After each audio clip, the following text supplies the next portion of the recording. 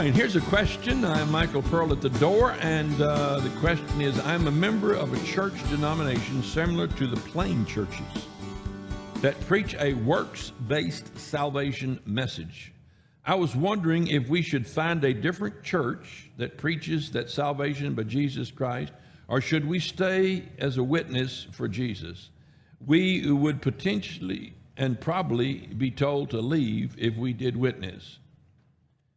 Now, I've known a lot of people in the same place you're in. And it's interesting, there is a similarity in the early church. When the Jews became believers from the day of Pentecost and were filled with the Holy Spirit, their desire was to reach their own people. So at that point, with the coming of the Holy Spirit, they were no longer under the law of Moses, no longer required to go to the temple, no longer required to have purity actions, ceremonies, purification ceremonies, nothing.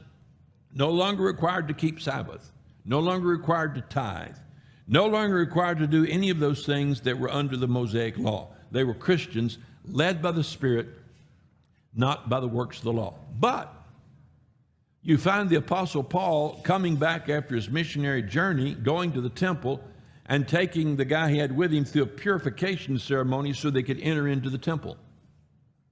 You find that anytime Paul went into a city, he went to the temple first, and he functioned as a Jew in the temple according to temple practices.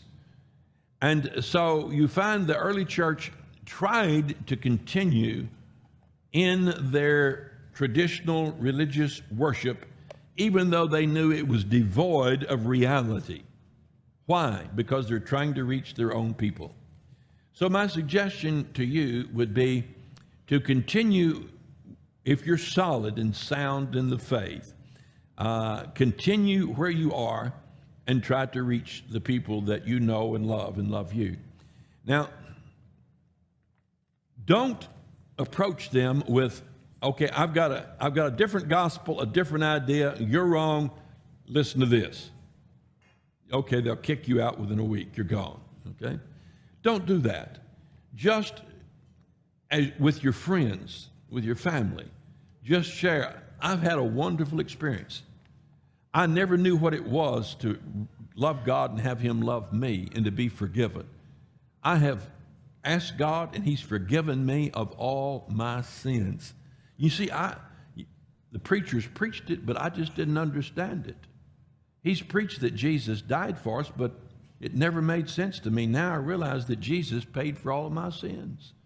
It's wonderful what the preachers have told us. We've just been missing it, I think, or at least I did. You see how that's coming across? You're not setting up a new regime or trying to throw out the old one. You're interpreting your experience there as being fulfilled with your understanding of the Christ that's been preached to you. Now, when they say to you, but you need to work. If you don't work, you won't be saved. And you say, well, if I died right now, I'd go to heaven. I know that. So I do want to work. I want to be, but you've got to be holy. Without holiness, no man will see the Lord. You know, I tried to be holy before and I couldn't be.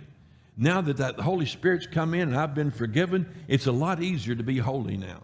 But I know I'm still not holy enough. I thank God Jesus died to cover my sins. So don't argue or disagree with them. Just preach the gospel, explain the gospel, and you might get 15 or 20 or 30 born again before they finally figure out that what you're preaching is a little bit different from what they've been preaching. But by that time, you might have enough saved that you got your good church to go to.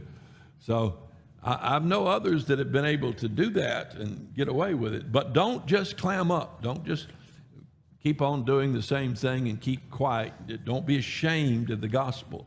Speak the truth, but speak it in love and speak it wisely.